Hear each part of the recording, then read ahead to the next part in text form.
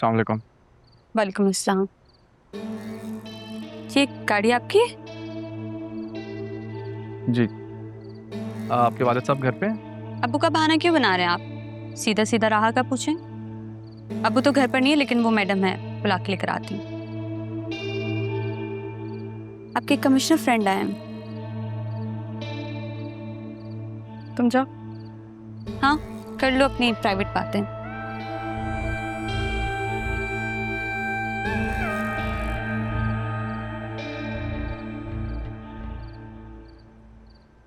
क्या हुआ? कुछ बाकी रह गया जो कहना है? लेकिन सूरत देखने तो आए नहीं होगे तुम, है ना? अगर मैं कहूँ कि मैं तुम्हारी सूरत देखने आया हूँ तो क्या अंदर आने दोगी? बोलो, मसला क्या है तुम्हारा? उस दिन जिसे तुमने मेरे साथ देखा वो मारिया थी, और मैंने पूछा तुमसे? यही तो मैं चाहता हूँ राह, कि तुम मुझसे पूछो और मैं तुम्हें हर सवाल का जवाब दूँ। अच्छा, जब मेरी रसवाई पर सवाल उठता है तब तो तुम्हारे पास कोई जवाब नहीं होता।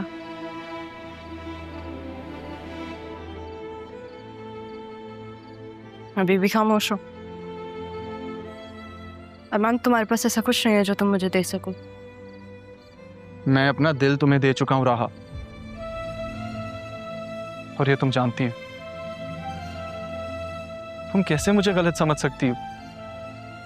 तुम ये सोच भी कैसे सकती हो कि मैं अपनी मासूम मोहब्बत से तुम्हें रुसवा कर सकता हूं?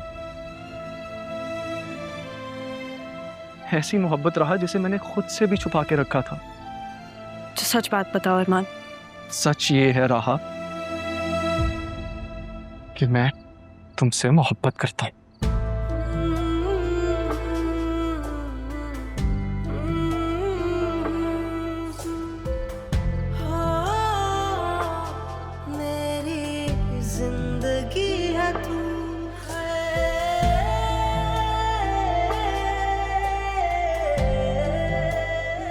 अरमान, मेरा हाथ छोड़ो प्लीज। नहीं, ये हाथ मैंने छोड़ने के लिए नहीं थामा। तुम चाहते क्या हो? तुम्हें। हो गया, अब हाथ छोड़ो। देखो राहा, सीधी और दो टोक बात करूंगा। ऑफिस ज्वाइन कर लो। तुम्हें क्या लगता है अरमान, मैं अभी भी तुम्हारे ऑर्डर्स फॉलो करूंगी? अभी भी? तुम कब मेरे ऑर्डर्स पे चली हो राहा? कब? और वैसे भी ये वक्त का तकाजा है। वक्त का तकाजा? जैसे पहले तो तुमने सारे वक्त के तकाजे पूरे किए हैं ना। देखो राहा, एक वक्त होता है जब इंसान किसी पे एहसान करता है, लेकिन जिंदगी एक मौका ऐसा जरूर देती है कि इंसान वो कर्जा उतार सके। जिनका मैं मकरूज हूं, नहीं कि तुम मकरूज।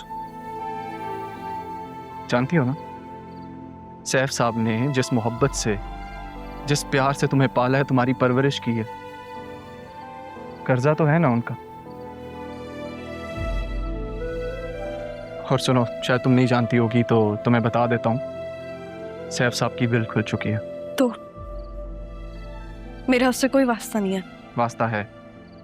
अरमान, जब मुझे इंटरेस्ट नहीं है तो तुम्हें क्यों है? क्योंकि मुझे तुम में इंटरेस्ट है राहा।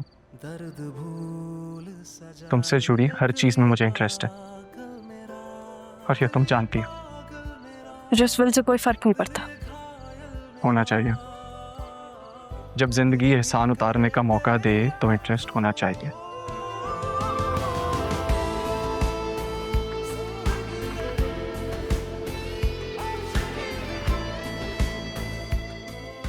मैं तुम्हें सब समझा दूंगा।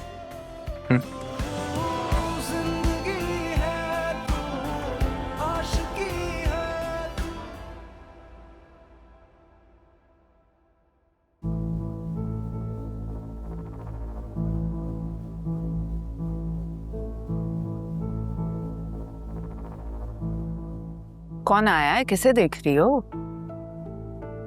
असिस्टेंट कमिश्नर आए हैं भाई हमारे घर तो। Assistant commissioner? कहीं खाला की मौत की तफ्तीश करने तो नहीं आई?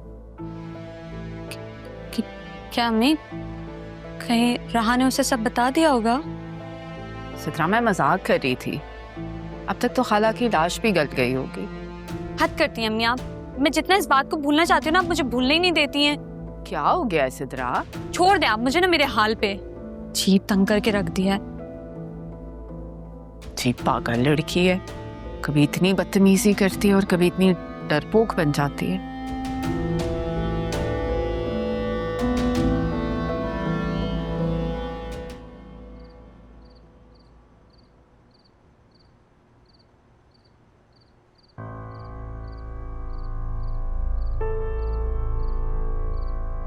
क्या देख रही हो?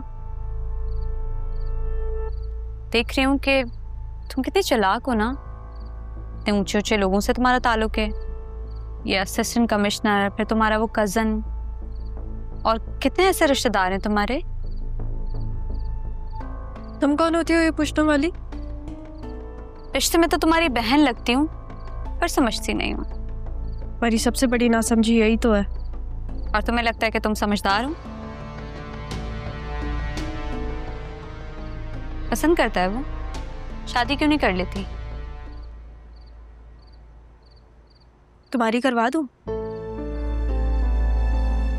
या काशिफ से कहो तो? बताओ, करनी है?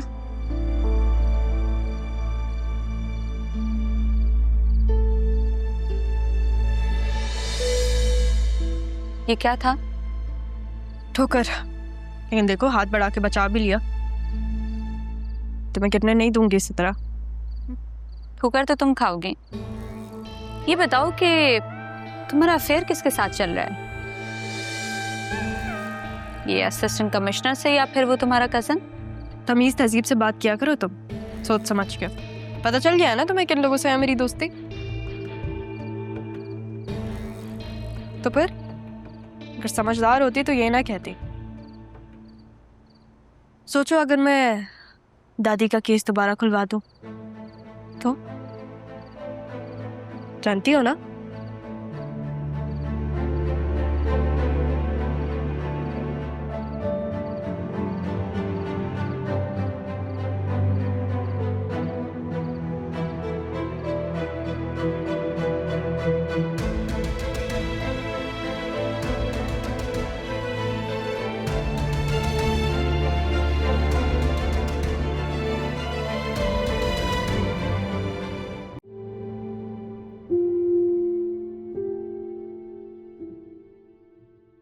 जब मेरा दिल ही नहीं है तो फिर मैं इस विल का क्या करूंगी?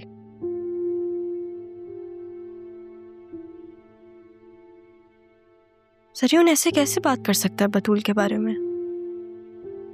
बतूल उससे मोहब्बत करती थी, उसने मुझे खुद बताया। मुझसे झूठ तो नहीं बोलेगी। मोहब्बत करती है तुमसे और वो तुम्हें लगता है रहा, या फिर तुम्हें बतूल ने बताया होगा। मैं जानता हूँ उसी ने बताया होगा। तुम मैं तो पूरी तरह इस जाल में फंस चुका हूँ। बतूल तो आजकल पता नहीं किन हवाओं में उड़ रही है। मैं सारी हकीकत तुम्हें बताऊंगा नहीं, दिखाऊंगा भी रहा।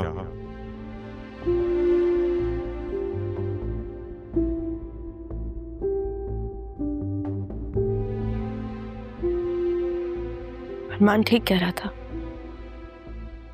न जानने तो मुझे और मकरूस कर दिया।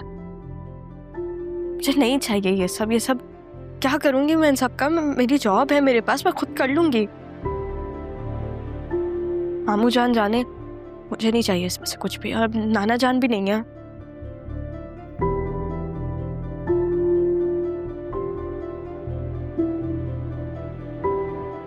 घर तो अम्मी और मामू जान के अंडर है। मामी ने कैसे गिरवी रख दिया घर?